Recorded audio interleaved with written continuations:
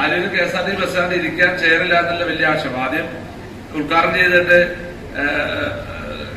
Bathroom ഉണ്ടായില്ല, അതിപ്പോ റെഡിയാക്കി നമ്മൾ അതിന്റെ ഉദ്ഘാടനം ചെയ്തിട്ട് നല്ല രീതിയിൽ തന്നെ നല്ല ഹൈജീനിക് ആയിട്ട് തന്നെ ആ ഇതുകൊണ്ട് നമ്മൾ ഒരു KSRTC ബസ് സ്റ്റാൻഡ് ഇല്ലാത്ത രീതിയിൽ ബാത്റൂം സഹിതമുണ്ട്.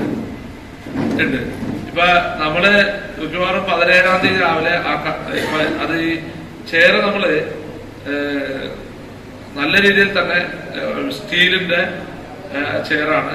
ഒരു ചെയർ നല്ല ഒരു സെറ്റ് 3 എണ്ണമാണ് ഹാൻഡ് റെയിലുള്ള ചെയർ നമ്മള് നിർമ്മാണം കൊടുത്തിട്ട് അപ്പൊ അതിന്റെ പണി ഏകദേശം പൂർത്തീകരിക്കും.